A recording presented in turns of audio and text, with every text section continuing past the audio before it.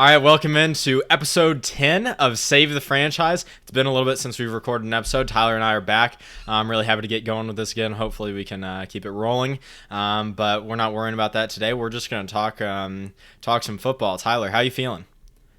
Feeling great. Just had my fantasy draft yesterday. Just excited for football season to be right around the corner right now. And how did that draft go? Not the greatest, but it was just one of those drafts where all of your guys you really want get picked one pick in front of you, and there's nothing you can do about it. So yeah, it is what it is sometimes. A lot of luck in fantasy football, to be honest. No, today I'm really excited. We got a good episode idea, or at least I think it's a good idea. I thought it up. So we're going to talk Team Linchpins. So players on teams that they need these players to play well. They need to get good play, at least moderate play out of these players compared to what they're capable of.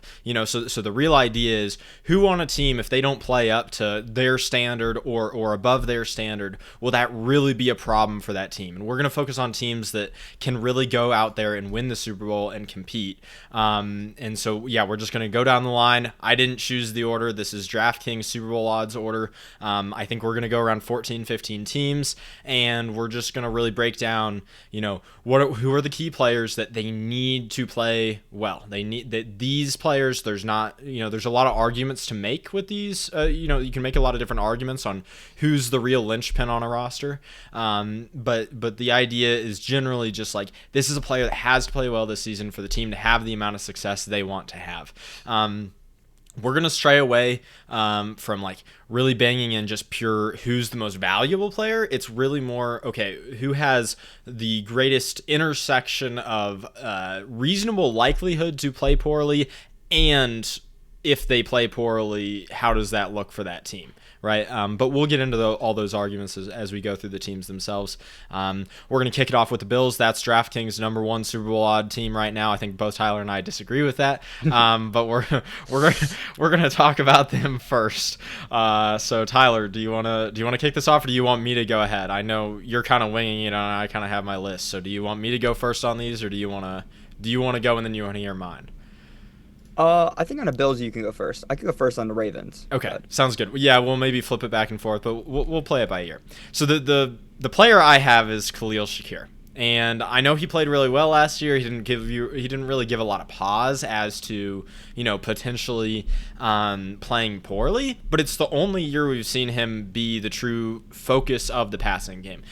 He was the guy who you went to on third downs. He was the key he was the key target in the offense, the go-to, gotta have a guy. And we don't know if he can do that same thing year over year. Defenses are not going to have an extra year of tape on him. And so really, but really where my argument comes down to is outside of him, none of the other pass-catching weapons have proven themselves. So if he's shaky too, you don't have anywhere to go outside of your running backs, which admittedly the running backs are very good pass catchers, and they use them on third down. Both James Cook and I believe it's Davis is the one they like to throw to as well.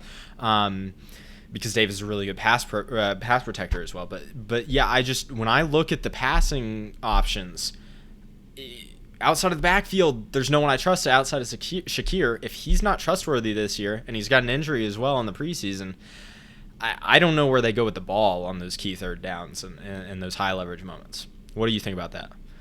I completely agree with that analysis. Obviously, Shakir is the best receiver currently on that Bills roster. He's probably the only consistent route runner on that roster, and I can completely see why you chose him there. However, I think Josh Allen is still so special and will still be successful even without Shakir. Mm-hmm. It's tough because I actually would have chose, if they only had one tight end, I probably would have actually went for tight end because Josh Allen loves the tight end, but they have two guys who are, serviceable. The problem is, it feels like you're getting moderate play out of one of them, if not both, right? Yeah. It seems like an unlikely set of events that would lead them to getting nothing out of that room. Although I would say you could argue, if we were spinning this episode in a more positive light, and it was like, who's else elevated play could really invigorate their team, I think either one of them could be really good candidates. Yeah, definitely. But yeah, no, I don't think any of them would be, they wouldn't be a linchpin because there's another one back there. But right. Yeah, I think Shakir is a good pick. I'll try to go for some guy on the defensive end of the ball. So right now, just looking at the team, uh, there is a lot of really good players. However, one guy is getting a little bit older at this point. He's been good in years past, but I feel like the Bills' linebacker depth is really starting to go down, and I think that's Matt Milano. We've Okay. seen some decline in play over the years. Yeah. Still a good player, and I think like if the Bills really didn't have him, a lot of that defense, and I think a lot of it corners who I think are being inflated right now. Just a lot of it is scheme too, obviously, but I think we're about to see a lot of like, their pass rush isn't insanely elite. Uh, I think their coverage is like also not really that great either, and I think the linebacker unit has really been playing a underrated job in years past. They don't really get the credit the national media gives them, and I think Milano's a large part of that. So I think that's a totally fair call out. I'm behind you. I think another thing that influences the Milano pick is the injuries. While he's always been a little injury prone, have kind of started to increase in rapidity in the last few years. I think he's missed quite a few games the last couple seasons. My pick on the defense actually. So I this was my second pick after Khalil Shakir. My second pick was Tre'Davious White though. Just because the cornerback room's already thin. Tre'Davious White has already shown us that he hasn't played that well lately. If he doesn't play well as the third corner on the roster, that gives you an absolute target to go off against, and I don't think the safety room's good enough to compensate. So that was my pick, but yeah, I like the Milano call out. Do we want to go ahead on to the Ravens? Yeah, probably go on to the Ravens now. All right. So for the Ravens, I'm gonna choose Chidobe Awuzie, Okay. a guy who has had an up and down past couple seasons. I think it was like 3 years ago when he was on the Bengals. He was seen as like a top corner, and then I think the next year he was one of the worst corners in football. Mm-hmm. I think he had some injuries that year, and then he started to have a little bit of a resurgence during last season. I just think he's pretty valuable because I really have a lot of doubts about the Ravens' corner room, not safety room, obviously. I just really think that I don't know, I'm not just trying to choose old guys because obviously Marlon Humphrey's more valuable and it could be his year too. Yeah. Oh, You yeah. never know with It corners. could be. But I think there's a But decent I think we at least haven't really seen it. Like when Marlon's been able to be on the field, he's been solid. Right? Yes. Yeah, so I'm not going to just say a guy like that, but I'll say Awuzie who does have it up and down. I mean, you can also say Jair Alexander too, obviously, with the age. Like, I Right. they have a lot of bodies, which is maybe why corner it probably isn't the Right. best pick You here, still but have Wiggins. Yeah. It's like, yeah, and you still have Wiggins too. But I think there's a reality where just say one or two of those guys just don't pan out, and then their room's looking very thin. Yeah, I get that. I think the multiplicity, like you were mentioning, to be fair, is what kind of shied me away from that choice. I'll say this for the Ravens. I really looked at the offense and tried to find a linchpin, and I don't know that one really exists. I think they've proven themselves really bulletproof on the offense, and I would argue I would throw up one of the offensive tackles, but it seems like they get pretty good backup play in whenever they pull one of those whenever they need to, So Yeah. my pick was actually Roquan Smith because unlike the corners, I don't think there's anyone behind him. And I think a lot of people have overemphasized what the Kyle Hamilton thing the Kyle Hamilton switch halfway through the season was. I mean, don't get me wrong. I think him going back to safety in the middle of the year and played a part in that defensive swing. But I think Roquan Smith played significantly better in the back half, where he played really poorly in the front half.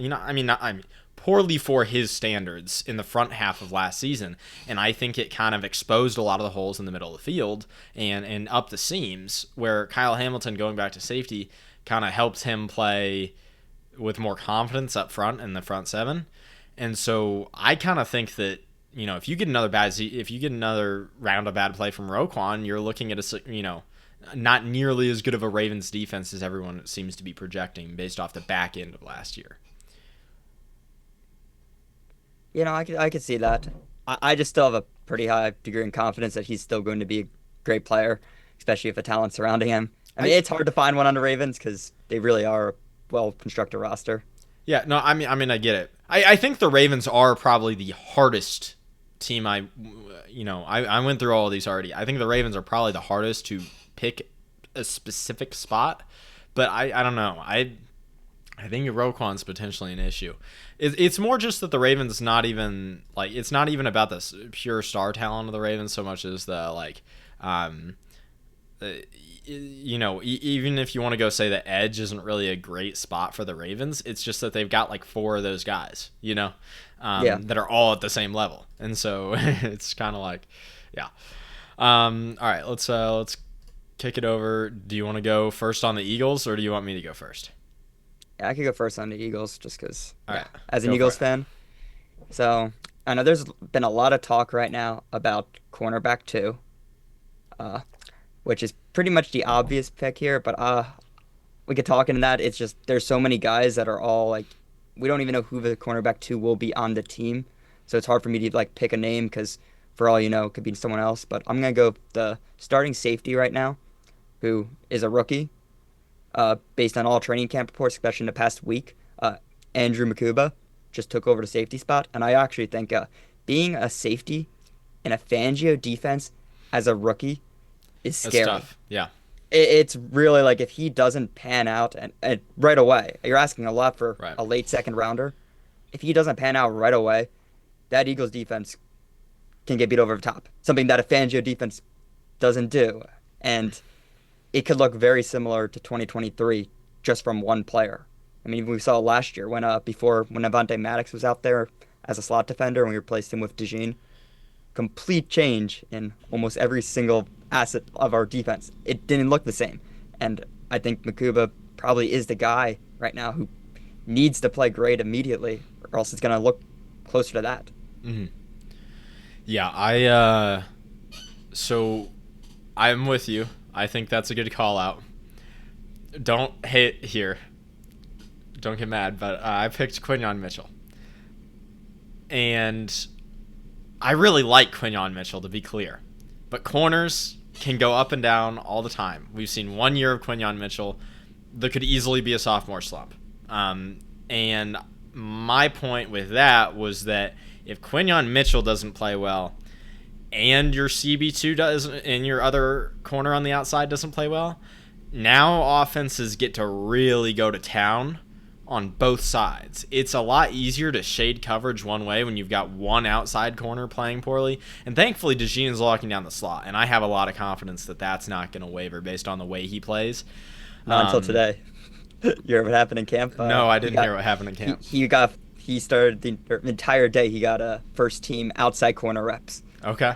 They might be transitioning him to outside. To be fair, that's another point I was gonna make though. Is I think if Quinyon Mitchell doesn't play super well now, like DeJean is stuck in the slot. Like I don't think you can I don't think you can use him to compensate the other outside corner spot and roll with Maddox if Maddox is better than whatever your other outside corner is. Because now if you put DeJean outside and Quinyon Mitchell isn't playing well, then what the offense is going to do is they're just going to throw their slot wide receiver and their X wide receiver on the side of the field with Quinyon Mitchell, and so you're gonna be able to go to town with a trips formation or something on that side of the ball, and you can just kind of lock DeJean out. Whereas if he's in the slot, you can kind of force the offense to do a little bit more of what you want to do. It's not that I expect Mitchell to play poorly. It's just that if he does, which I think is reasonable for a corner we've seen 1 year out of, and especially the fact that it's a cornerback, I could see it going really, having a significant cascading effect on the Eagles defense.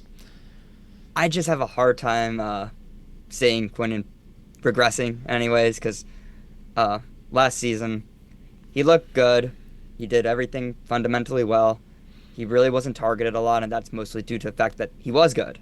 Mm-hmm. And I just, yeah, obviously, yeah. If he does regress, and we have seen corners who look like Hall of Famers after year one, like completely fall off the face of a planet. We've seen that before. Like, I just think it's such a low likelihood of that happening. I get that, and that's a fair take to have.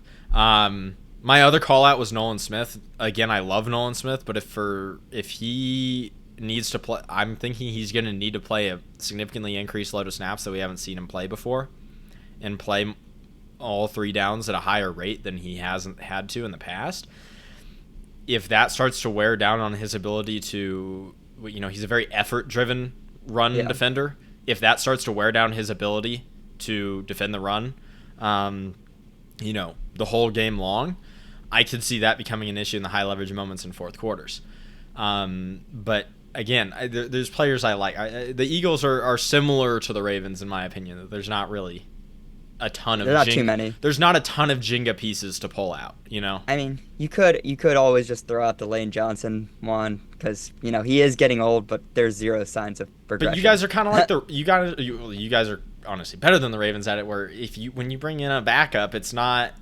I mean, if you want to make, I know you've made this argument before that like Hurts is so like used to the right side being impenetrable that could be. I guess you could make that argument, right? Yeah. But I think your backups play so well typically on the offensive line that I'm kind of like. Yeah, it probably like the backup probably is league average, but I think Hurts just wouldn't know how to react. We've seen it before, like. Yeah, I mean, if you want to call out Saquon, I think the only really way to do it is injuries. So, he's a piece where you don't really have anything behind him. Like, if Saquon drops off, it significantly kills the explosiveness of your run game. But, again, like, I don't have any... Saquon, when he plays, is good, period. Flat out. And so I don't see any reason to call him out. All right. Chiefs are 4th on the list. I'll go first here. I think this is... Well, so the thing I'll say with the Chiefs is I think it's kind of indicative of kind of how this team has been like crawling through the last few years despite the level of success they had, that like this is by far the easiest team to pick out, the easiest top team to pick out particular pieces on, in my opinion. And I went with Josh Simmons. And anyone who's listened knows I love Josh Simmons. Tyler knows I love Josh Simmons. But if this doesn't work out, if he's a below average tackle, you're back to last year, especially with Kingsley Suamataia probably not being the best left guard, probably likelihood being a below average to average left guard. It could get problematic and be the same sort of issue, the same thorn in the paw that the Chiefs have been dealing with the last 3 seasons. I don't know. What did you have a different pick for the Chiefs, or do you think that's one I was considering? It wasn't my number 1 option, just because. I mean, obviously, yeah, he is. Just because you did make the signing for wait, what was the left tackle's name? Blanking right now. Jalen Moore. Oh, Jalen Moore, yeah. I just think because you made a Jalen Moore signing as insurance, so there is some there, but I just think that from everything I've seen from camp, that if Jalen Moore plays left tackle, you're getting below average left tackle play. Signed, sealed, delivered, period. So I still think that's a problem. Yeah, no, it is. And, yeah, obviously, Chiefs are not trying to even lose in the Super Bowl again. If they lose in the Super Bowl again, that's a failure for them. Right. I mean, they're in a different standard as even I think like teams like Bills or Ravens, if they make it to the Super Bowl, they'll consider it a success at this point. Right. The Chiefs are really trying to win, and yeah, if Josh Simmons isn't a league average player, I have a hard time like seeing that happening. I think you do too. Like. Yeah, no, don't get me wrong. Like, I really believe in Josh Simmons. It's a rookie left tackle, though. Shit happens. I mean, if he gets out there and it's a problem the first game and then his confidence kind of derails, like, who knows what could happen? It's a rookie. I try, I don't have a ton of rookies in my list because typically good teams don't, rely on rookies as their linchpin. They have areas to help out behind them, but left tackle is just one of those spots. Sometimes you got to dig through it, and I think Josh Simmons will be an above average left tackle from the get-go. But if he's not, if he's a below average left tackle, I mean, I think that's by far the biggest issue on the Chiefs roster. Do you want to call out another spot? Yeah, another spot would be Jalen Watson. I mean, we've seen the addition of Christian Fulton makes me like a little bit more confident in him this year, just because in years prior when he was out, or just say he underperforms too, I don't like last season was horrible to watch. I know you're as a Chiefs fan, it must have been horrible to watch. Yeah, when Watson was out, you had two. This is kind of what I was talking about with the Eagles. You had two different cornerback spots to pick on in the nickel defense, which for most teams is their base defense. For the Chiefs, the nickel defense is what they love to live out of. When you have limited McDuffie too, right? Limited McDuffie too. That's part of it, right? Like even with Fulton, you're kind of limiting where you can play McDuffie if Jalen Watson just really doesn't return to form like how he was 2 years ago. Absolutely, yeah. Like, I mean, Fulton's been out most of Chiefs training camp, and to no surprise of anyone, McDuffie's been playing outside most of the time, which still a really good player, but probably not talking an all-pro corner anymore. Yeah. And part of that, yeah. Certain matchups, sure, but yeah. And I think he's a great player, too. I think he has a lot of talent. Yeah. I just think right now the volatility there is fairly high considering how important he is to the cornerback room. No, I'm with you. He was on my short list for sure. The other I just want to call this out. We don't really need to dig into it, but the other one I called out was Karlaftis and Omenihu. Pick your choice. Like, I think they need the full range of pass rushers to help out Chris Jones. Because pass rush just doesn't really have much oomph to it. But yeah. All right, let's keep it rolling. Lions. Do you want to go or do you want me to go?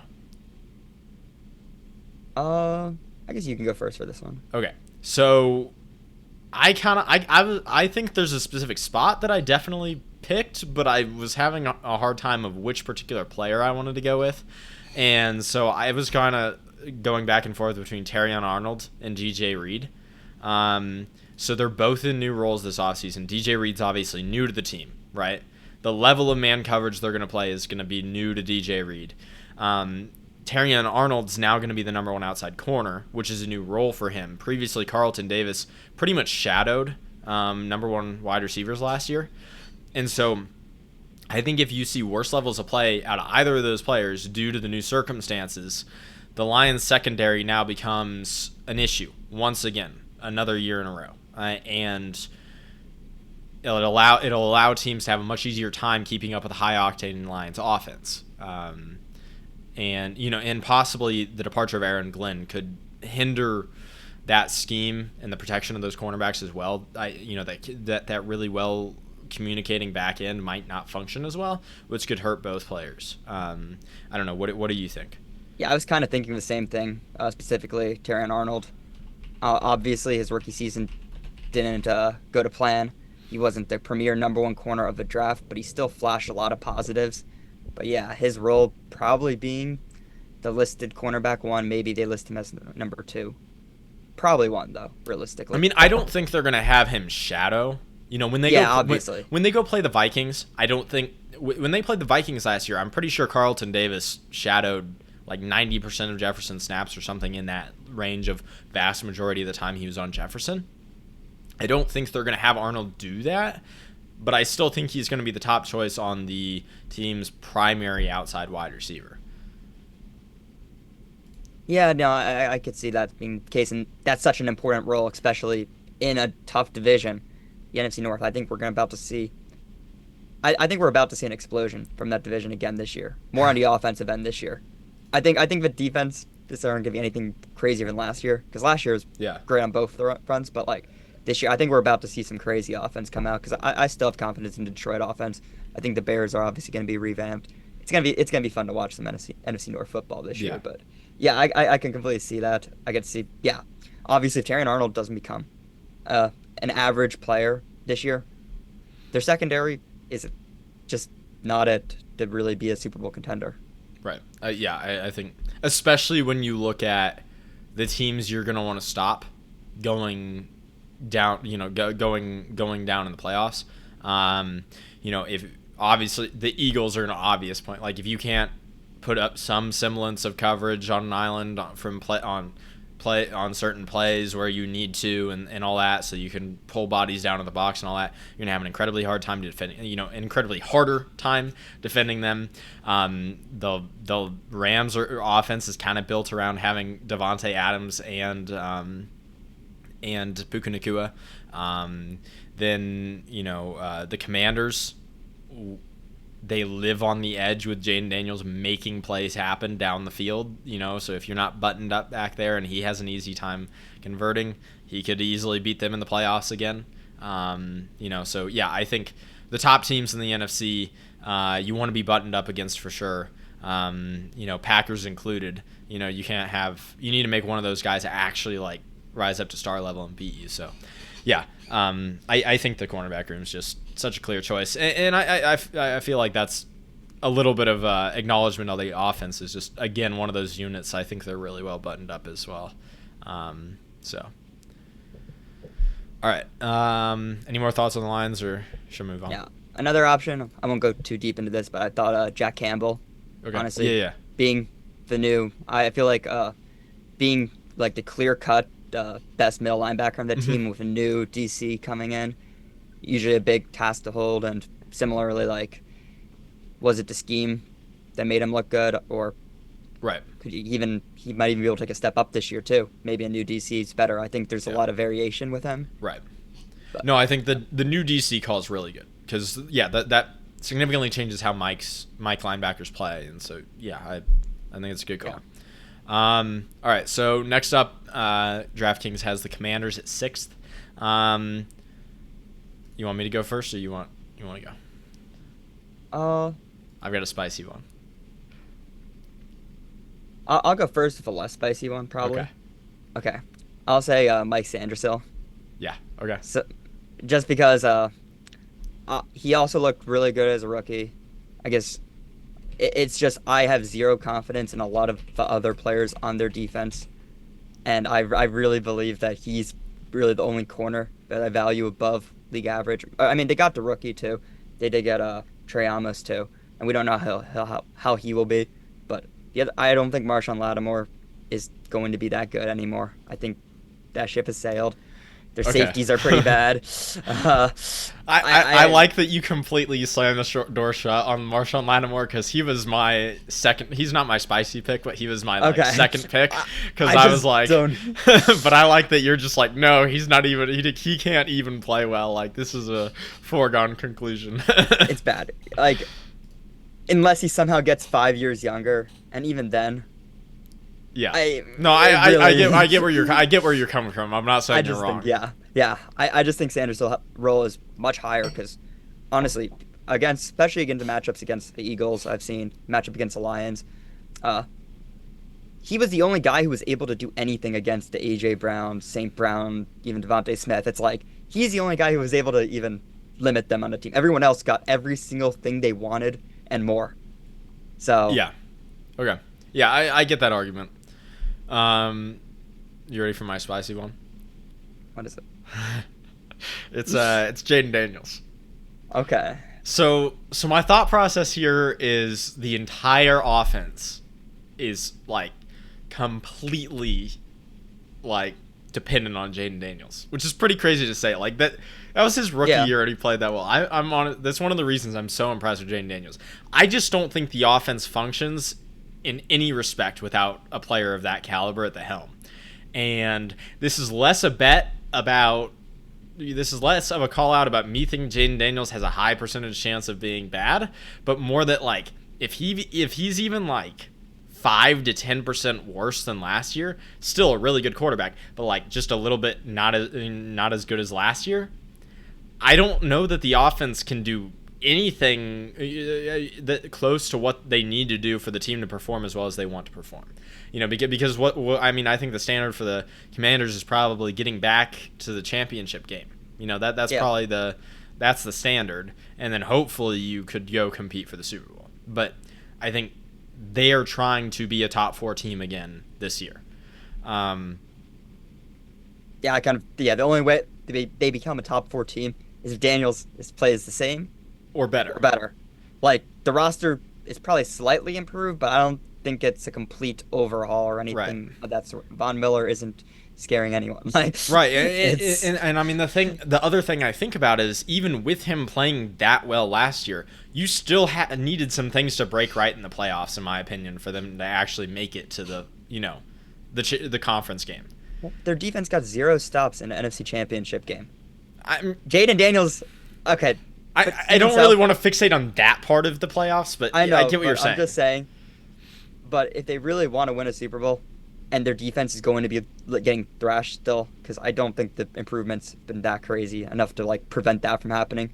Jaden Daniels needs to be dropping 35, 40 plus. Right, Like and that's it's a yeah. high ask. I'm not saying, yeah, obviously he's an elite QB, but you're asking a lot from him. And I guess that's why it's probably a pretty good pick. Yeah, I mean that was the motivation behind the pick because not only like he needs to have a good season so that he can get into the playoffs with a reasonable seed, he also needs to in every single playoff game, every single elimination game, he has to play that well.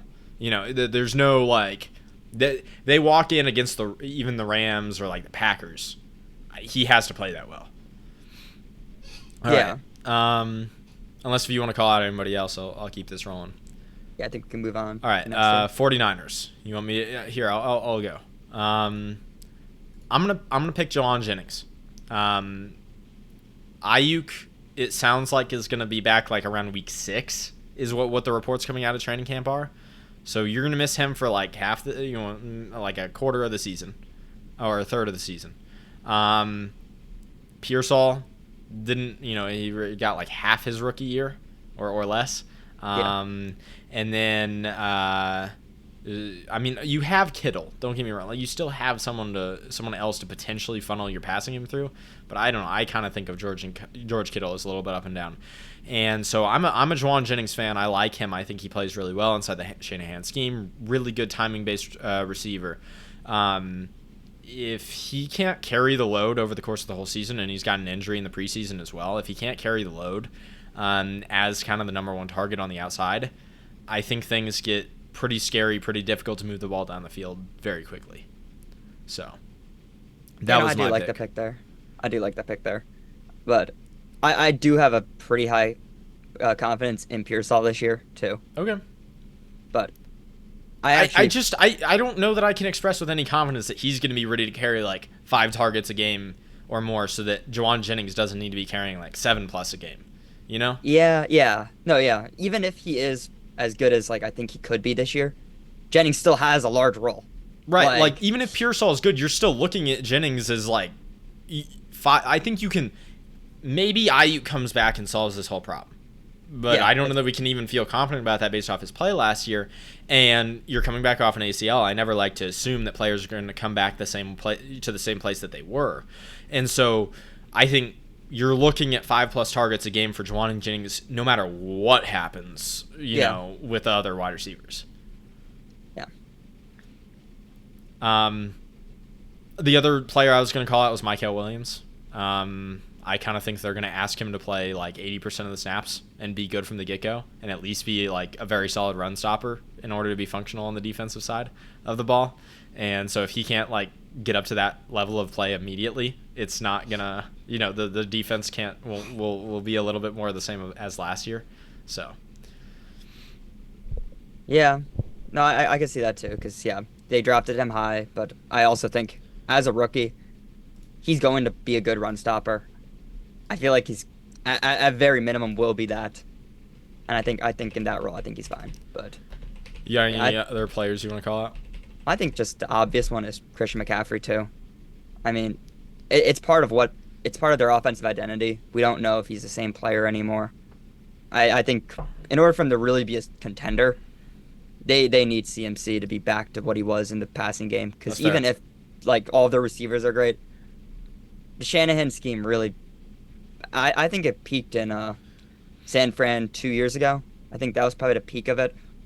The way they used CMC was just ridiculous, and it was almost unstoppable. Mm-hmm. And I think CMC needs to be back. I know their other running backs have been great, especially in a fantasy perspective, in like last season.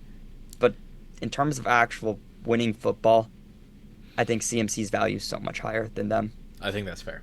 I think that's definitely fair. Like we like to emphasize that here is that like very clearly star players are key. The place they really show up is in high leverage moments in playoff games, in particular, elimination games, where you need a player to make a play in a moment. You need a player to break the other team's rules, and so yeah, I get that. The only other one thing I want to call out, I didn't even have this written down, but I've heard some reports in the last couple days that like none of the other linebackers. So I'm sorry, what's his face left this offseason at linebacker? Dre Greenlaw. Yeah, Dre Greenlaw left, and I know he didn't play last year, but like it's not like the front seven was very good. I think it was just that the defensive line got all the attention.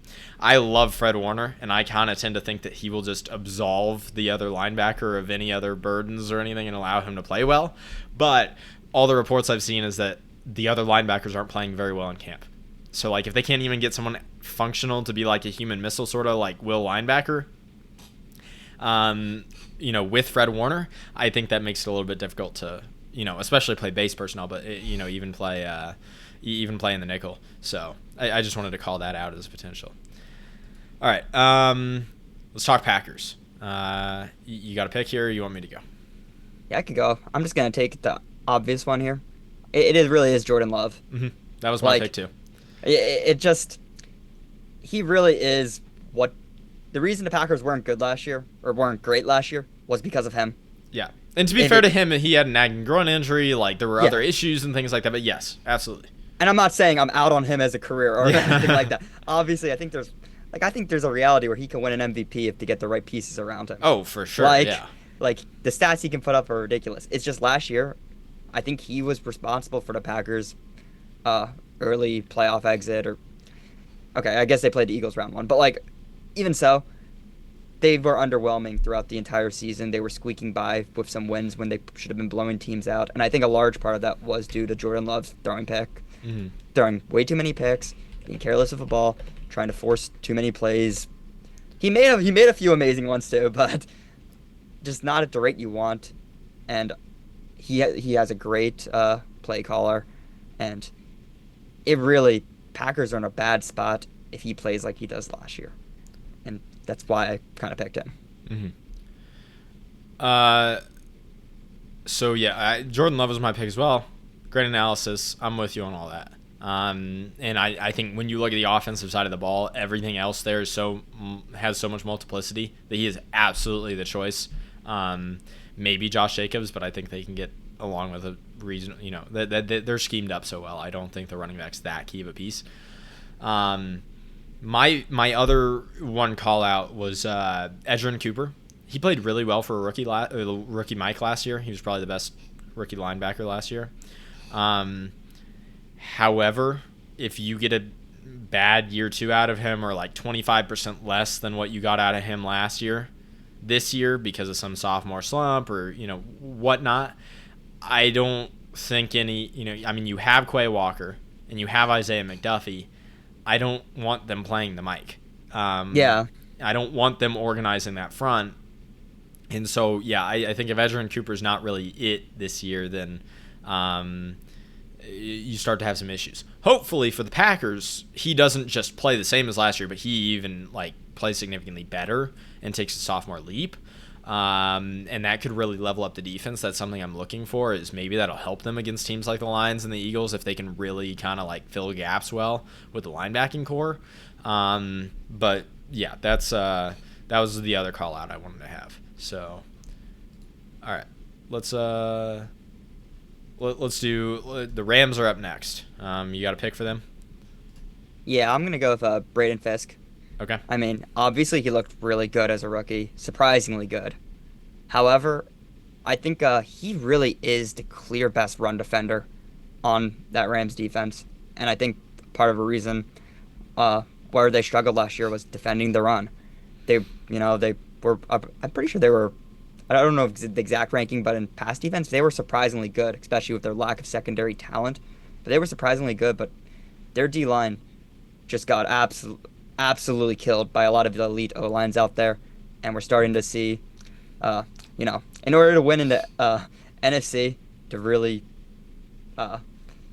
when you have to be able to deal with these teams who have these powerful O-lines. You have to deal with the Eagles and Right. Lions. That's two Washington that's building two it up teams. too. Washington now too. They beefed it up. Yeah. I mean, but I think the Lions and the Eagles are the ones to key in on that. Like, that's two teams that if you see them in the playoffs and your D-line can at least, like, muster a playable game, it's over. I mean, Yeah. you're out. Yeah, obviously, like, Verse is more valuable, and it probably is a better run defender than Fisk even is, but I don't see a reality where he's not an elite He was player. so good. He was Like- so good. Like, I think last season was probably still going to be the worst of his career. Yeah. Like, Right. Fisk, though, I think agree with that. But was- even if you wanted to make the argument that, like, Verse is going to play 25% worse than last year, I still don't think that equates to poor enough run defense that he becomes the problem on the line. Like, I still think he sets a solid edge if he plays 25% worse than last year. So Yeah, agreed. Well, yeah. I do think, though, a lot of the other guys they have are undersized on the defense, and I think that's part of the reason where Fisk comes in. Like, he needs to be good. I get that. So I picked Matthew Stafford because he's shown us that, like, he goes up and down and up and down and up and down. He Yeah. needs to be up. Like, when they play in... Yeah. I don't think so much for the regular season. Sean McVay is such a good coach, although they missed the playoffs a couple of years ago, right? But he was injured for a bunch of games, I think. But my point is less about the season, though, and more about, like, when you go into a playoff game, if you want to make a run to a Super Bowl, which is what they seem to be trying to do with Stafford at least one of these last 2 years that they're going to have him, if you want to make a run to the Super Bowl, he can't have down. He needs to be up. Like, Yeah. he can be a top. He's played like a top 5 quarterback, and I don't mean that disingenuously. Man, legitimately top 5. Like, I've counted him out. He's played like a top 5 quarterback at times in those high leverage games. He's also played like the 15th best quarterback at some points in really important games. So I think you need to get good play out of him. The other call out I was gonna have is what's his Alaire Jackson. Okay. You need to keep Stafford clean, and I don't think. Do you know who their backup left tackle is? No. It's DJ Humphries, the guy who had, when the Chiefs needed a backup left tackle, they picked their left guard instead of DJ Humphries. So, yeah. Alaire Jackson needs to... that was a health thing. I don't like doing the health thing, but, like, he has to be healthy. Period. Yeah. All right. Anything else you want to call out with the Rams, or... No, I think we covered them pretty well. Okay. All right. Bengals. This is a fun one in my opinion. What do you got? So I'm gonna go similar to your analysis earlier of Jaden Daniels. I'm gonna go Joe Burrow here. Okay. It's not the fact that I don't think Burrow is great, but right now I think last season he probably played like the 4th or 5th best QB, maybe 3rd. You can argue, but in order for that Bengals team to be able to compete with the other teams in the AFC, he needs to be the number 1. It really is the truth, because his roster is not as good, like, top to bottom, as the Ravens, Bills, or Chiefs even. Like, it's not even close, honestly, to any of those 3 teams. I think you could start making a case that his roster isn't even as good as the Chargers or other AFC teams, too. Like, I think there's even the Broncos even. That roster lacks a lot of talent, and it's hard for me to pick one guy on that team other than just Burrow, because there's a lot of guys who probably shouldn't be starting who are starting, and the only guy who can make up for that is Burrow. He needs to play like LSU 2019 Burrow for the team to really have a chance. Okay. So I get what you're saying. I like the analysis. So when I came up with this episode, I texted Tyler about it, and I was like, I want to do this episode. These are my ideas. We were kind of shooting back a little bit of ideas to make sure, like, the conversation would be good, and Tyler called out Burrow, like, very early as one of the guys he wanted to pick. And I was kind of like, I don't know that makes sense, and I was trying to, like, figure out exactly what my rationale was for it, because I get where you're coming from. My thought, so one of my cases with Burrow, I think, as much as I don't think he's as elite as a lot of people do, I think he's going to play as well as he plays, and I think that's a very high likelihood that will occur. But I think more of my case is actually that I kind of think that, unlike the Commanders, even if Burrow plays really, really, really well and up to the level or just up to the level that he did last year, I don't think that lets them go anywhere in the playoffs like they want to. Like, I think the team is that bad right now that, like, they have to get a defensive transformation in order to actually go anywhere and accomplish what they're shooting for. So my pick was Trey Hendrickson, because if he turns into the Magic Johnson, I'm not going to be there meme. And then like it's over. Because in my opinion, and you can disagree with this if you want, but in my opinion, for you to sell me on the idea that the Bengals can go to the I think they're one of those teams. They're at, like, be one of the top 4 teams, appear in the conference championship. I think that's about where they're at, right? Based off having missed the playoffs the last 2 seasons, I don't think we can say that they're shooting for Super Bowl. If you want to sell me on the idea that they can get there, which I think means you have to beat at least one of the big 3 teams with the Chiefs, Bills, and Ravens. If you want to sell in a playoff game, if you want to sell me on the idea that they can get there, I think the defense has to be good. Or at least, like, maybe I shouldn't say good, but at least, like, average or, like, 15th to 20th, somewhere in that range. And I don't think there's any shot they can do that without Hendrickson being the level he was last year.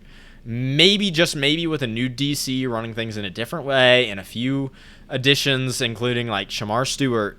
If Trey Hendrickson's on the roster, then you can do it. But if he holds out, or if they trade him, I don't think there's any world in which they can go to the conference championship game.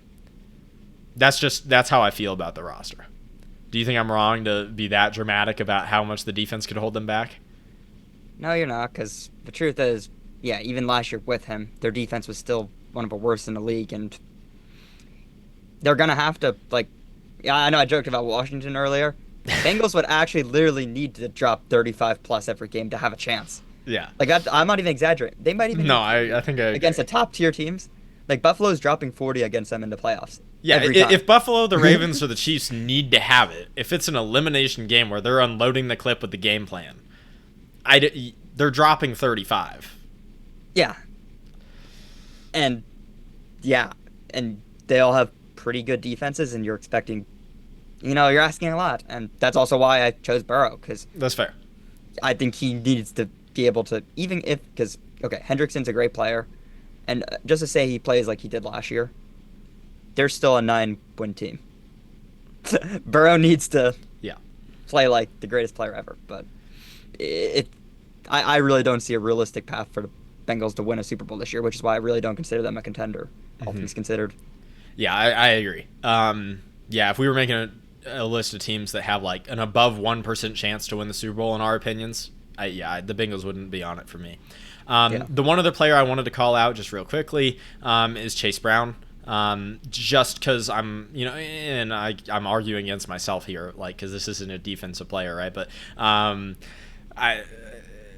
just worried that Chase Brown can't pick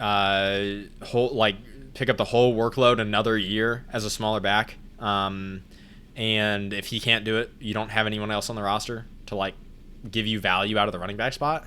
And I think they kind of need that to keep things rolling on offense and not put all the pressure on T. Higgins and Jamar Chase, especially because T. Higgins misses time all the time. So that was just something I wanted to mention. But I think it's Burrow or Henderson. So, all right, Vikings. Do we need to talk about this one? It's just a shit-win right here. Right. Okay. We'll talk about the second most, I think. I guess for anyone who happens to be listening and isn't as deep in football as we are, it's JJ McCarthy. He's basically a rookie quarterback, and the other parts of the offense are so stacked that if he just plays average, we're good. But he could play like the 30th best quarterback, and that alone could stop them from getting to the playoffs.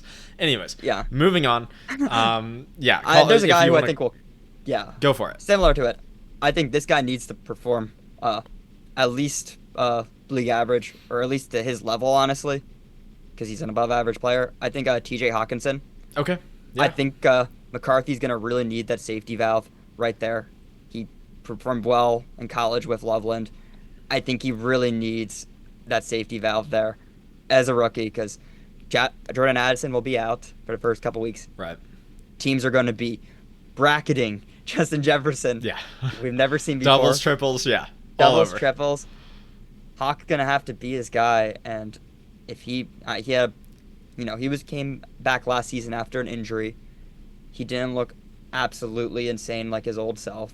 And I think if he continues that or even gets worse, I think McCarthy's going to have a really hard time having any sort of success. That's a good shout. And I think you really want McCarthy to get rolling those first 3 weeks and at least feel good, right? So that things don't go in a bad direction with his confidence. So, yeah, I think that's a fun way to make the McCarthy argument without making the McCarthy argument. I had one player I want to talk about. Actually, he's a former Eagle, right? Isaiah Rodgers. Okay. And I just think that when I look at the Vikings depth chart, I think this is I like solid secondaries. I think if Isaiah Rodgers doesn't play well, your secondary is no longer solid. I think Blackman at the nickel is fine. I think Byron Murphy as your corner one is fine, given the way they like to play defense. If Isaiah Rodgers can't play as a starter and play well as a starter, play league average as a starter or maybe a little bit below league average as a starter, then I don't think the defense can do what they want to do. And now you're looking at players like Jeff Okudah to go and play like in slightly below average corner. And so, yeah, I think Isaiah Rodgers needs to have a solid season. For the defense to play the way they want to. I'll defend him a little bit real quick just because I like him. I like the upside. The upside's there. Obviously, he wasn't ever really a starter for the Eagles last season. So it was a great signing by Howie after the suspension, getting him for next to nothing, though, because he was a great depth corner, and he looked really great on a lot of his opportunities in there. But being on the Eagles' defense, especially because he really started getting snaps after the defense started clicking, easier was a fairly easy task too. Yeah. And you're going from a very loose Fangio scheme to now dealing with Brian Flores.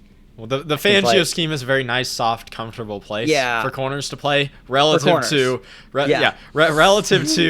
the Vikings scheme, where Flores is practically like whipping you around the field, like run that way, run that way. So. Yeah, it's a pretty big change for him, especially after being on the Colts previously. Yeah. It's very, very different scheme. But, yeah, and I could see that. Obviously, their defense has been their staple of their team for the past 2 or 3 seasons, or ever since the Flores hire. But I think Flores will make him into a good player. Well, and if we were once again, he's one of these players that if we were doing the opposite episode with a much more positive spin, like these are the X factors that can transform the team, he would probably be on my short list for the Vikings. So I'm not trying to hate on him. I think you need at least solid play out of him. Okay, let's keep it rolling. We got the Broncos. Here, I'll go first. I think the way Sean Payton's talking, and from what I saw at J.K. Dobbins last year, R.J. Harvey had better be good at least. Like, if this offense doesn't have a run game, the offensive line is good, don't get me wrong, but if you can't at least have someone moderately toting the ball, and I don't really think J.K. Dobbins gives you enough burst to like moderately tote the ball at an league average level, I don't know where you go from there. Plus, Sean Payton refuses to not target the running back in the pass game. Like, if you're a running back in the Sean Payton offense, you will get passes thrown to you. And so, Harvey needs to be a good pass protector because he's going to be out there on those downs too. I just think on multiple levels, Harvey needs to be a solid NFL player. Yeah. Unfortunately for me, I ended up getting R.J. Harvey as my RB2 in my fantasy draft because it was just the way the board fell. However, I think I got him in the late 5th or something like that. It wasn't the worst value ever for him, and the volume should be there for him. It's just I'm not sold on him as a player, to be honest. Mm-hmm. When I compare him to the other running backs, a lot of them I absolutely love this year. I just don't see him being that tier. But yeah, honestly, Sean Payton could give him like the Alvin Kamara type role, and if he doesn't step up, that Broncos offense is going to look more of last year, which obviously is not good enough. Especially Yeah. their defense is, you know, their defense right now. I think last year they were like a top 3 unit, based on a lot of statistics. I think DVOA, but that's not going to last forever. We see things change fast. If their offense doesn't start stepping up soon, uh, especially with the way Bo Nix looked as a rookie, especially the running game really wasn't great last year. Yeah, I kind of agree with a Harvey pick there. Uh, Another guy I will throw out though is I like this player, but Cortland Sutton. Mm-hmm. They never really gave him a real, like, number two, like a real number two that will be an instant impact guy. Right. And I think that because of that, he's pretty much needs to be an elite number one, assuming the running game isn't anything crazy. He needs to play like a top 10, top 15 receiver at the very worst. And I think if fair. he doesn't do that, I think, we're going to see more of the same, which isn't winning a Super Bowl. That's a good call out. I agree with that. I think he's another one of those players that I think he could go either way.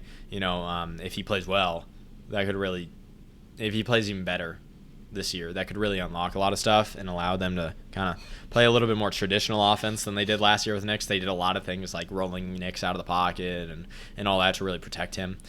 So if they could allow Nix to have an easier time playing traditional drop back and let him grow in that way, that would be really nice for the Broncos. So, yeah.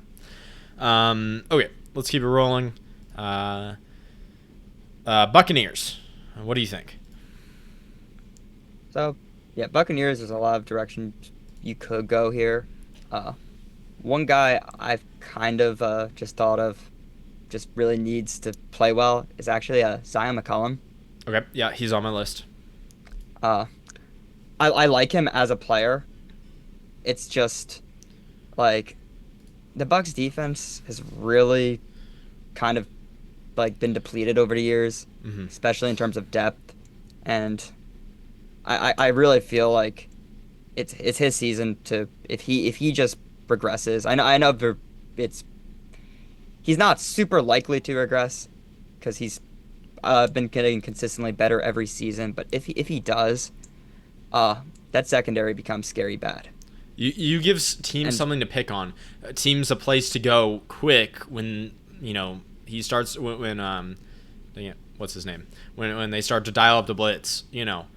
If you give some team somewhere to go, in particular, I think a little bit is something I'd call out is he needs to keep being a good tackler. He can't tackle well. Bucs can't play the way they want to play. And so, both he and Jacob Parrish were on my list of players that I think you need solid play out of. And they also really have a lack of a pass rush in general, which really puts a lot of strain on these secondary players. Yeah. And, well, not to mention they like to blitz corners too. So. And they do, yeah. I am. However, Todd Bowles is a great defensive mind. Yeah. Usually makes it work, but if forever say he doesn't do it, just say he plays bad, I think that defense is going to be atrocious. Yeah. So I don't like to do the injury old guy thing or whatever, but I do think we have to call out Levante David.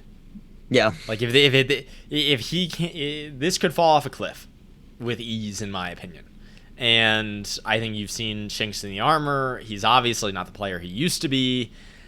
If it falls apart, I don't think they can do anything about it. I don't. Linebackers aren't easy to find in free agency. You can't pick somebody off the street. It's hard to trade for Mike linebackers too. There's just not that many of them. If he can't keep playing well, I don't think the defense can keep playing well. I think it's that sort of a situation. And so, I'm not rooting for him to fail by any means, but I think he has to play to the level he did last year, or at least within 5% of it. So yeah, I just wanted to call him out. So, all right, I think we're on a good timeline. Let's do the Chargers here at 14, and let's just do them, and then I think Tyler and I are going to have a little bit of a discussion about how we view the Chargers to wrap up the show to go along with our Linchpins. So, all right, Tyler, do you want me to go first, or actually no? If you could go first, and then I'll give you my Linchpin, and we'll have that discussion. I think I know who you're gonna pick as yours, and I could see the direction you're going in that, but I'm not gonna go him here. I'm probably gonna actually go Derwin James here. We've seen year after year up and down play from him. Last year was one of the better years, but we have seen. I know injuries have been a thing for him too. It's just that defense really lacks star power, and it always has. They have a lot of like good players, but they really lack the stars, and he really is their star now. Yeah. And I just think their defense last year, another one of the top 10, I think 7 or 8 units in the league. I don't think that continues if Derwin James doesn't play like how he did. If he's not an elite slot guy, I think their defense becomes mediocre, and I don't think their offense is good enough to really like make up for that and be a contender in the AFC. Yeah, especially because you let Christian Fulton walk out the door. I mean, yeah. There's a lot of young players in that secondary. James has to lead the way. Some of the rookies did perform well last year. I have to say they look good, but they're still rookies. I don't think anyone shined though. No, I don't think any of the. I think they were. I think that you had a lot of solid rookies. I don't think anyone was like a impact player. Tarif still looked really good as a rookie. I just don't know that he's an impact player. He's not an impact player. Derwin James, I think, is a tier above everyone else by far. Maybe even 2 tiers above. I think you can I think that's the point. Is you have to rely on him to be the playmaker on the back end. Like you have to rely on him to be the playmaker on the back end, and Khalil Mack to be the playmaker on the front end. Because that's just how it is. There's nobody else to do it. Yeah, how old is Khalil Mack at this point? He's probably pretty old, right? I mean, he's still good, but I mean, he could also decline pretty rapidly. I think he's soon. like 33, 34 probably.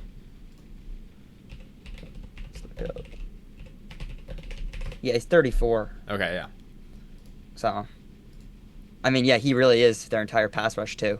Mm-hmm. But he's pretty talented, so. I mean, you have Thule, but yeah, it's not. Yeah.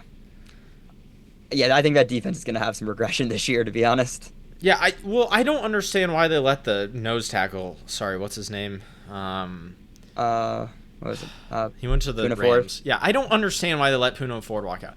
Don't get me wrong. I think I'm on board with the whole we're not gonna overspend in free agency for players we don't really like and da. Fine. If you don't want to go on, I don't have a problem with slow building this thing and making sure that you have the money available for your homegrown stars that you do really want to pay long term. That's totally fine. I don't understand. I can kind of get around my head around the idea of letting Christian Fulton walk out the door. I don't see the rationale for Poona Ford. I don't get it. It makes no sense to me. He was a good nose tackle, and you don't have to pay a lot of money for star nose tackles. It's not that big of a dent in your budget.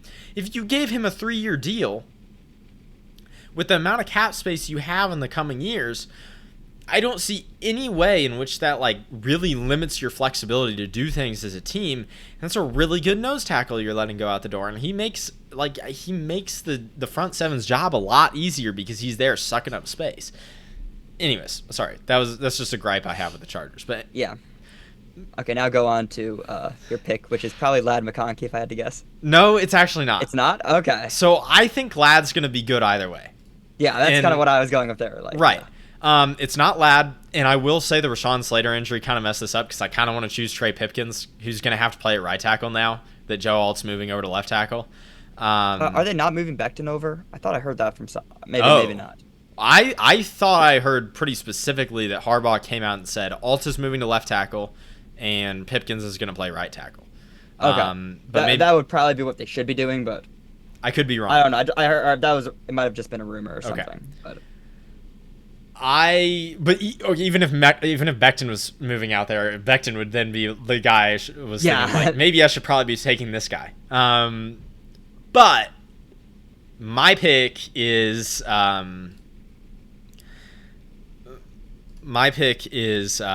Trey Harris. I don't think you can field a functional passing offense without Trey Harris being reasonably good.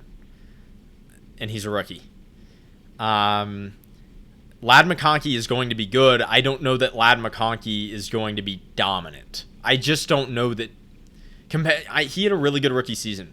Compared to some of the other guys from his draft class and some of the other, really good rookies we've seen lately, I just don't know that he has the top gear that those guys do. Even as a Ladd McConkey fan, I just don't know that he's ever going to be the ultra high yardage count, touchdown threat sort of player that, I think Malik Neighbors can be, obviously.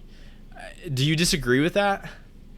It's just, I'm from a skill standpoint, I do, but his production in the last 10 weeks last season, because that's when he really started to hit it into second gear, you extrapolate that over a full season, he's putting up 1,600 yards and 15 touchdowns. I mean, that's...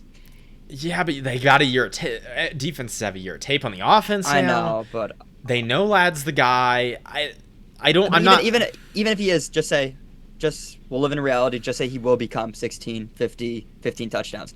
Is that still good enough to really have a passing game? That's my whole point. Yeah. Is even if, which I don't really think that's realistic, you still need someone else to be the secondary pass catcher. I don't think Amarian Hampton's 100 target a year guy. I don't think he's a good pass protector and he's a good pass catcher. You do not want to be funneling him that many, receptions, that many targets, and so I'm not sold on Keenan Allen. I think Keenan Allen can be fine. I think Keenan Allen can be a 50 target guy. So I think, but he's not playing on the outside for one. And so I think you need Trey Harris to play well. I don't think there's an option. He has to be a reasonable wide receiver that's eating up 60 targets, getting to 800 yards, 500 to 800 yards. Yeah, no, he has to be. And the truth is, you just mentioned Keenan Allen. I'm probably actually lower on him than you are. Mm-hmm. I did not. When I watched some Chicago games last year, it's just he never was a separator based on athleticism. But he was reaching a point where even with his great route running, he wasn't getting separation. And it's probably only going to get worse. I think there's a decent chance he becomes barely even playable. And that leaves Jalen Reagor as the next guy up on the depth chart. And as an Eagles fan, got to experience all of that. And even as Chargers fans out there, last season, that one play that he had, it's the 50-yard catch he had. Nice catch, but then he fumbled right after, whatever. Yeah. You're getting a guy who maybe still is gifted physically, but cannot be a number 2 option on even a playoff team. Yeah. It's just, I think there is a reality, though, where Trey Harris steps up, looks great as So is that what you're rookie. betting on? Is that why you like the Chargers passing attack? Is that... Yeah. Oh, okay. I liked it a lot more when they had 2 elite tackles. That's really fair. what it comes down to. I'm not trying to hold you to The past week soured their passing attack for me a lot because, it's similar to the Eagles. Eagles O-line has always been good, but it's been the tackles that have really just made it a different game. When you have two high-level Pro Bowl, all-pro type tackles, which is what I think the Chargers have, or they would have had if they stayed healthy. And a quarterback that can move reasonably well. Yeah. Yeah. And having, even if McConkey isn't a 1A type receiver, you don't even need that, honestly. Guys are going to get open after a certain amount of time, and especially if you're talented, like McConkey is, and I think Trey Harris is talented too. That's why I had really zero concern, but now it changes a lot for me. I think the other thing is I'm just not that high on Trey Harris either. I don't know. I'm not anti Trey Harris. I think he's gonna struggle to be that good right off the bat. I can see know. that. I think the NFL is gonna be an adjustment for him. He tended to be a very physical, win at the catch point sort of receiver in college, and I'm not saying he can't develop separation skills, but I don't think where they're at right now is good enough for the NFL. So.